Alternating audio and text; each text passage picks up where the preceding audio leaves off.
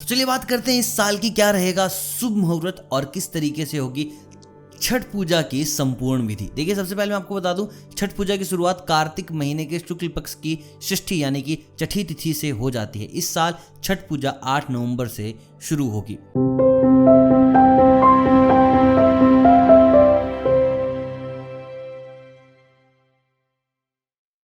देखिए जब दिवाली आती है तो बहुत सारे त्योहार अपने साथ लेके आती है। भैया दूज आता है, गोवर्धन पूजा आता है और उसके बाद आता है एक बहुत ही प्रसिद्ध, इसे महापर्व कहा जाता है, जिसका नाम है छठ पूजा, जो कि आज विश्व भर में प्रसिद्ध है। देखिए खासकर बिहार, झारखंड और पूर्वी उत्तर प्रदेश में छठ का बहुत बोलबाला और बहुत सारी कहानियां हैं, जिसमें से आज मैं आपको कुछ कहानियां बताऊंगा, शुभ मुहूर्त बताऊंगा और पूजा करने की विधि। तो चलिए स्टार्ट करते हैं और बात करते हैं सबसे पहले कि कहानियां क्या क्या। उससे पहले आप मुझे कमेंट करके बताएं कि भाई आप किस त्योहार पर सबसे ज्यादा एक्साइटेड होते हैं। दिवाली, होली, भैया दूज, रक्षाबंधन, छठ। जल्दी से बताएं अपने त्योहार के बारे में और हम स्टार्ट करते हैं हमारी पहली कहानी। पुराणिक कथाओं के अनुसार राजा प्रियव्रत को कोई संतान नहीं थी। तब महर्षि कश्यप ने पुत्र प्राप्ति के लिए यज्ञ कराकर प्रियव्रत की पत्नी मालिनी जी को यज्ञ आहुति के लिए बनाई गई खीर दी। इससे उन्हें पुत्र तो हुआ लेकिन मृत पैदा हुआ। प्रियव्रत पुत्र को लेकर शमशान गए और पुत्र वियोग में बेटे के दुख में प्राण त्यागने लगे। उसी वक्त भगवान की मानस पुत्री देवसेना प्रकट हुई और उन्होंने कहा, सृष्टि की मूल प्रवृत्ति के छठे अंश के उत्पन्न होने के कारण मैं षष्ठी कहलाती हूँ।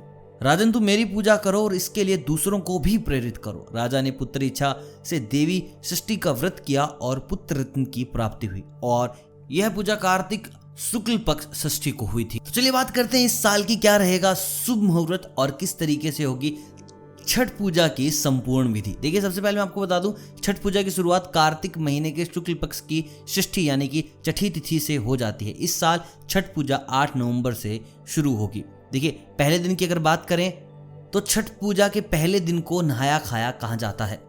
छठ पूजा के पहले दिन स्नान करने के बाद पूजा की जाती है और फिर चना दाल, कद्दू की सब्जी और चावल का प्रसाद ग्रहण किया जाता है। दूसरा दिन, जिसको आप खरना भी बोलते हैं, छठ पूजा के दूसरे दिन को महिलाएं लकड़ी के चूल्हे पर गुड़ की खीर बनाती हैं और उसे प्रसाद के रूप में ग्रहण करती हैं। इसके बाद 36 घंटे का निर्जला व्रत शुरू हो जाता है। ऐसा माना जाता है कि खरना पूजा के बाद घर में छठ माता छठी मैया का आगमन हो जाता है। छठ पूजा के तीसरे दिन व्रती महिलाएं निर्जला उपवास रखती हैं। इस दिन डूबते हुए सूर्य को अर्घ्य दिया जाता है। चौथे दिन की अगर बात करें तो छठ पूजा के चौथे दिन उदयमान सूर्य को अर्घ्य किया जाता है। सूर्य को अर्घ्य देने के बाद 7 या 11 बार परिक्रमा की जाती है और आप अपना व्रत तोड़ लेते हैं। देखिए जो सबसे जरूरी बात जो आपको याद रखनी है, आप शाम को नदी या तालाब में जाकर ही सूर्य देव की पूजा करें और उन्हें अर्घ्य दें। देखिए याद रखिए कि आप बाहर से कुछ सामान ना लाएं, सारी की चीजें आप अपने घर पे बनाएं, सारे के सारे पकवान, और अपने जितनी भी सामग्री है उसको लेकर घाटों तक पहुंच जाएं। घाट पर ईख का घर बनाकर एक बड़ा दीपक जलाएं।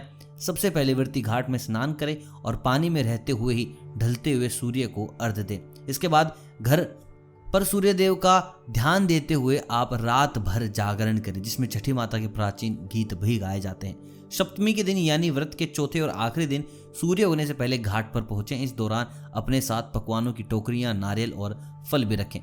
अब उगते हुए सूर्य को जल श्रद्धा से अर्घ्य दें। छठ व्रत की कथा सुने और सब में प्रसाद बांटें।